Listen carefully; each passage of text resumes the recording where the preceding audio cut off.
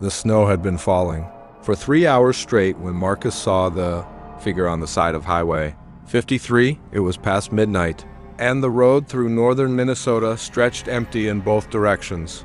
A white tunnel carved through walls of pine trees. He almost didn't stop. Every instinct screamed at him to keep driving, but guilt got the better of him. No one should be out in this weather. The hitchhiker was a woman, maybe 30, wearing a thin jacket completely inadequate for the blizzard. Her dark hair was crusted with ice, and when she climbed into the passenger seat, Marcus noticed her lips had taken on a disturbing blue tint. She didn't thank him, didn't speak at all, just stared straight ahead through the windshield. "Where are you headed?" Marcus asked, cranking up the heat. The woman didn't respond. He tried again. "Miss, are you okay? Do you need me to take you to a hospital?" "Just drive," she finally said, her voice flat and distant. "Keep going north." Something about her tone made Marcus's skin crawl, but he put the truck in gear and pulled back onto the highway. The snow was coming down harder now, fat flakes that swarmed in his headlight beams like insects. Visibility had dropped to maybe 20 feet. They drove in silence for 15 minutes before Marcus tried again. "What were you doing out there? You could have died." "I did die." The woman turned to look at him for the first time, and Marcus nearly swerved off the road. Her eyes were completely black, not just the pupils, but the entire eye like pools of ink. "December 7th, 1996, right where you found me." Marcus's heart hammered against his ribs. This was wrong, all wrong. He needed to get this woman, this thing out of his truck. But they were miles from anywhere, and the storm had grown worse. The wind shrieked outside, rocking the vehicle. "You don't believe me," she said. "Pull over, I'll show you." "I'm not pulling over. I'm taking you to the next town." "There is no next town. Not for 37 miles. You'll never make it. The storm is mine." She smiled then, revealing teeth that seemed too sharp, too numerous. "I bring it with me every year. I'm always so cold, you see. So very, very cold." The temperature inside the truck began to drop despite the heater blasting at full power. Marcus could see his breath now, clouds of white vapor. Frost started forming on the inside of the windows, intricate patterns that looked almost deliberate, like reaching hands, grasping fingers. He pressed harder on the accelerator, but the truck was struggling, tires losing traction on the increasingly treacherous road. The woman, the thing beside him, began to laugh, a sound like breaking glass. "They never stop," she said. "Every year, someone stops. And every year, I get a little warmer." She reached out and touched his arm. An agony shot through Marcus's body. It felt like his blood was freezing solid in his veins, ice crystals forming in his marrow. He screamed and jerked the wheel. The truck spun out, sliding sideways across the highway before plunging off the road into a snowbank. The impact wasn't severe, but the vehicle was stuck fast. Engine still running, but wheels spinning uselessly. The woman unbuckled her seatbelt slowly, deliberately. The temperature had dropped so low that ice was forming on Marcus's eyelashes, his fingertips going numb even inside his gloves. "Every year I take a little," she whispered, leaning close. Her breath smelled like a tomb, like earth and decay. "A little warmth, a little life. Not enough to kill, not right away. But you'll never be warm again, Marcus. You'll never stop feeling winter in your bones." She kissed his forehead, and Marcus felt something fundamental tear loose inside him. Then she opened the door and stepped out into the blizzard, vanishing instantly into the white chaos. Marcus sat frozen, literally frozen, for what felt like hours. When the first hints of dawn began to gray the eastern sky, the storm suddenly ceased. Within minutes, the clouds parted, revealing a sun that did nothing to warm him. A highway patrol officer found him 3 hours later, still sitting in his truck, staring straight ahead. The officer said, Marcus was lucky another hour and he would have died from hypothermia. But Marcus knew better. He tried to explain about the hitchhiker, but there were no footprints in the snow except his own tracks leading to the truck. They found his body temperature was 89 degrees, dangerously low. But that was in the hospital. Even now, 15 years later, sitting in front of a roaring fire in August, Marcus's core temperature never rises above 93 degrees. He wears 3 layers of clothes year-round. He can't go outside when it snows without risking immediate hypothermia. But the worst part comes every December 7th, when Marcus feels an irresistible compulsion to drive north on Highway 53 to return to that exact spot where he found her. He fights it, locks himself in his house, but the pull is overwhelming. And every year, through his window, he sees other cars passing by, heading north through the snow. Every year, he wonders which of them will stop. Which of them will see a woman on the side of the road, freezing and desperate? Which of them will learn that some acts of kindness open doors that should remain forever closed? Marcus keeps the thermostat at 85 degrees and still shivers constantly, ice forming in his veins, winter living in his bones. He knows now that there are things worse than dying in the cold. Being trapped in it forever is so much worse. Robert Keene had been ice fishing on Lake Superior for 40 years, ever since his father first took him out as a boy. He knew the ice, understood its moods and dangers, respected its power. So when he drilled his hole that January morning in 2018, about 2 miles from shore near Whitefish Point, he checked the thickness carefully. 18 inches solid and safe. The morning was crystal clear, temperature holding steady at -15, no wind. Perfect conditions. Robert settled onto his bucket, dropped his line through the hole, and waited. This was meditation for him, the silence broken only by the occasional groan of shifting ice and the whisper of the line playing out into the dark water below. An hour passed, then 2. No bites, which was unusual for this spot. Robert was about to pull up and move when he noticed something odd about his hole. The water looked strange darker than it should be, almost black, and there seemed to be something moving down there, something large. He leaned forward, peering into the 8-inch diameter opening. The movement continued, and for a moment Robert thought he'd stumbled onto a school of fish. But then he realized the shape was too big, too deliberate in its movements. A face appeared in the hole. Robert jerked back, nearly toppling off his bucket. It was a man's face, pale as the ice itself, eyes open and staring upward. The face was pressed against the underside of the ice, looking up at Robert through the small opening. The mouth was moving, forming words Robert couldn't hear. Heart pounding, Robert fumbled for his phone to call for help, but his hands were shaking too badly. He looked back at the hole. The face was still there, still mouthing something urgently.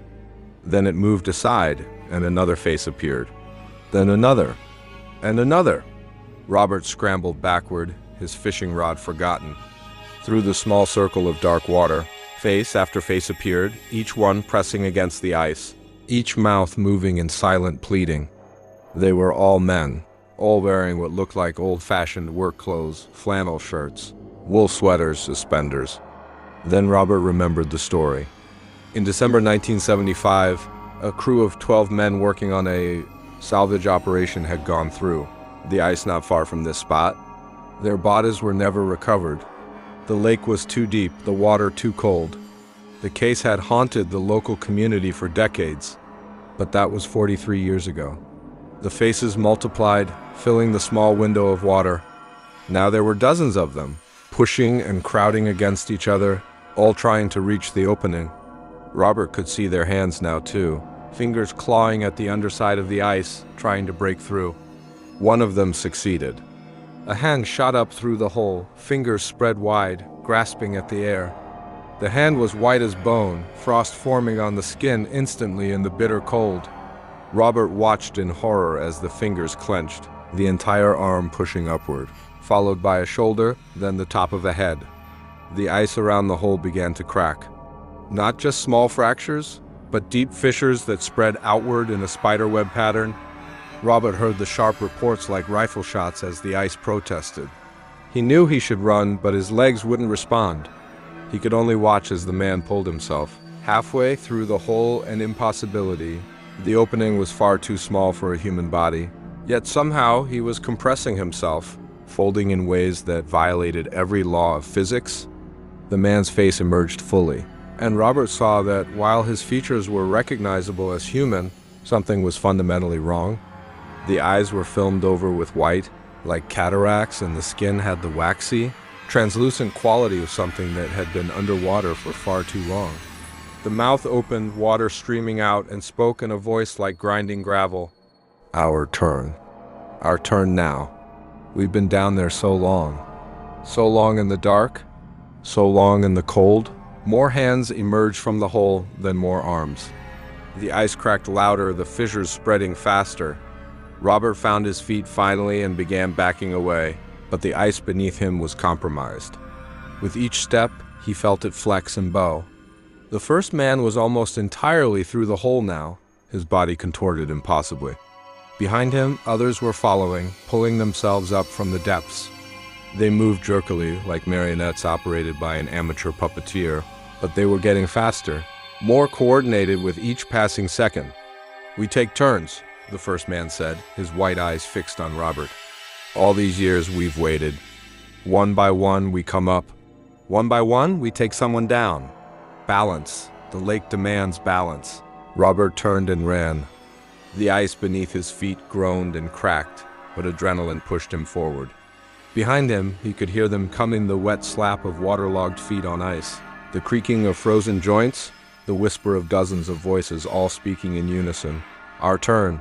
Our turn. Our turn." He made it 50 yards before he felt the ice give way beneath him. There was no time to react. One moment he was running. The next he was plunging into water so cold, it felt like being stabbed with 1,000 knives. His lungs seized, his muscles went rigid. He thrashed, trying to find the surface, but the current under the ice was pulling him, dragging him away from the hole. Through the distorted lens of water and ice, he could see figures standing at the edge of the break, looking down at him. They were waving. Not goodbye. It was more like a greeting. A welcome. Robert's lungs burned for air, his vision dimming at the edges. His last coherent thought was a question. How many others? How many other fishermen over the years? How many other people who drilled holes in the ice and looked down into the dark water? They found Robert's gear the next day, his bucket, his rod, his thermos of coffee. The ice around the area was heavily fractured, and there was a large hole broken through. The official report called it a tragic accident, warned other fishermen about unstable ice conditions. But old-timers in the area know better. They know about the faces in the ice. They know that some places on the lake are cursed, that some depths hide things that should stay hidden. They know that the 12 men from 1975 are down there still, waiting. And they know that every few years the lake demands its payment. Someone drills a hole. Someone looks down into the dark water, and the faces look back. The cabin was supposed to be a romantic getaway. Sarah and Tom had booked it for the week between Christmas and New Year's, a remote property in the White Mountains of New Hampshire, accessible only by a mile-long private road. Complete isolation, the listing had promised. A true escape from the modern world. They got more isolation than they bargained for. The snow started on their second night there, not the gentle, picturesque snowfall from Christmas cards, but a howling blizzard that buried the world in white. By morning, the power was out. The road was impassable, and snow had drifted halfway up the first-floor windows. Tom tried his cell phone, but there was no signal. The landline was dead. "It's fine," Sarah said, trying to sound cheerful. "We've got the fireplace, plenty of food, and each other. It's an adventure." Tom forced a smile and agreed, but he couldn't shake the unease settling over him like a heavy blanket. Something about the cabin felt wrong. He'd noticed it the first day, the way sounds seemed muffled, how shadows didn't quite fall where they should, the persistent smell of something old and stale beneath, the pine-scented air freshener. The storm continued through the day and into the night. They played cards by candlelight, made love on the rug in front of the fire, tried to pretend everything was fine. But as the evening wore on, they both heard it, footsteps overhead. Slow, deliberate footsteps, walking back and forth across the second floor. "The owner said this place would be empty," Sarah whispered. The cabin was a single-story structure. There was no second floor. Tom grabbed a flashlight and the fireplace poker, his hands trembling. Together they searched every inch of the cabin. Nothing, no one. And yet, every time they stood still and quiet, they heard it creak, creak, creak.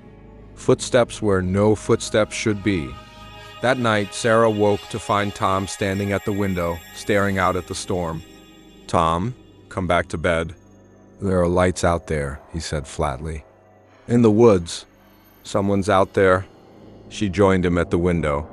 Sure enough, through the driving snow, she could see lights moving between the trees, not flashlights, but something that flickered and danced like old oil lamps, and figures, dark silhouettes moving against the white backdrop. Who would be out in this? Sarah breathed. As if in answer, someone knocked on the door. 3 slow, deliberate knocks that echoed through the cabin. Tom and Sarah froze, staring at each other in the darkness. The knock came again, more insistent. "Don't answer it," Sarah hissed. But Tom was already moving toward the door, as if compelled. He looked through the peephole, then stumbled backward. "What? What did you see?" "A family," Tom said, his voice shaking. "A man, a woman, 2 children. They're covered in snow, just standing there." The knock came a 3rd time, and with it, a voice. "Please. We're freezing. Please let us in." Tom reached for the deadbolt, but Sarah grabbed his wrist. "No, something's wrong. You don't know who they are. They'll die out there." "Then why aren't they trying harder? Why are they just standing there so calm?" Sarah pressed her face to the peephole. The family was indeed just standing in the snow, not shivering, not stamping their feet, not showing any signs of distress despite being in the middle of a lethal blizzard. The children's eyes were open but unfocused, staring at nothing. The mother's mouth was moving, but the words coming through the door didn't match the movement of her lips. "We used to live here," the father's voice said. "This is our home. We just want to come home." Sarah pulled Tom away from the door. They retreated to the bedroom, pushed furniture against the door, and huddled together under blankets. The knocking continued for hours, joined eventually by scratching sounds like fingernails on wood. Then came the voices, not just the family outside, but others, dozens of others, all speaking at once, all begging to come in, all claiming the cabin was their home. Dawn came eventually, gray and dim through the storm. The knocking had stopped. Tom and Sarah emerged cautiously from the bedroom to find scratch marks covering the inside of the front door, deep gouges in the wood, as if made by something desperate to get out, or to prevent something from getting in. In the fireplace, the ashes from last night's fire had been disturbed. Someone or something had drawn a message. "Leave now." They tried. God, they tried. But the snow was too deep, the wind too strong. They made it barely 20 yards from the cabin before having to turn back, hypothermia setting in dangerously fast. The next 3 nights followed the same pattern. Footsteps overhead, lights in the woods, the family at the door. But each night, there were more of them. By the 4th night, Sarah counted at least 30 figures standing in the snow, all staring at the cabin with empty eyes. And the scratches on the inside of the door had multiplied, covering not just the door but the walls around it, desperate messages carved into the wood. "Don't let them in. They're not alive. Run while you can. IT wants to feed." On the 5th night, Tom broke. While Sarah slept, exhausted from days of terror, he opened the door.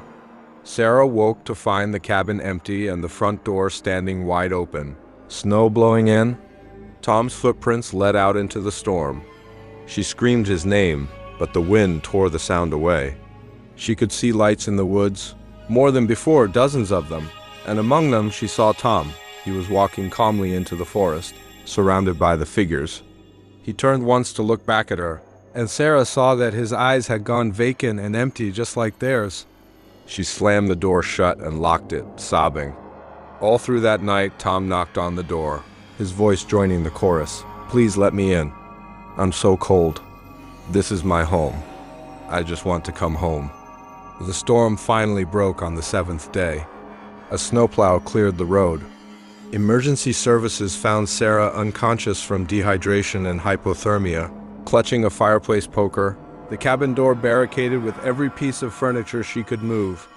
They never found Tom. His footprints led 30 yards from the cabin before simply ending, as if he'd vanished into thin air. Search teams combed the woods for weeks but found nothing. Sarah tried to tell them about the family, the lights, the voices. They nodded sympathetically and attributed it to stress and hypothermia-induced hallucinations. But the scratch marks in the cabin were real. The messages carved into the wood were real. The property records, when investigators finally checked them, told a disturbing story. The cabin had been built in 1923. Over the decades, 17 previous guests had disappeared from the property during winter storms.